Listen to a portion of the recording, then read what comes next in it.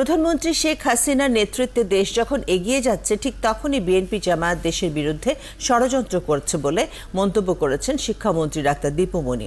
দুপুরে চাঁদপুর শিল্পকলা একাডেমিতে সাহিত্য মেলা উদ্বোধন করে এসব কথা বলেন দীপুমণি। তিনি বলেন, ৭১ সালে মানবতা বিরোধী অপরাধে জড়িতরাই সারা দেশে অশান্তি সৃষ্টি করতে চাচ্ছে। এ সময় স্বাধীনতা বিরোধী অপরাজনীতিকে প্রতিহত করার আহ্বান জানান শিক্ষামন্ত্রী।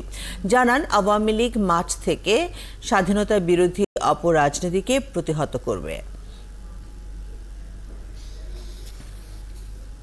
আজকে আমরা এই যে শান্তির সমাবেশ করতে বাধ্য হচ্ছি, কেন আমাদের শান্তির সমাবেশ করতে হবে? শান্তি তো আমাদের আছে।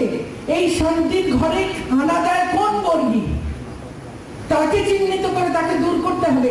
সে চিহ্নিত, তাকে দূর করতে হবে, প্রতিহত করতে হবে, রুখে দাঁড়াতে হবে, কোথাও কোথাও নির্মূল করতে হবে।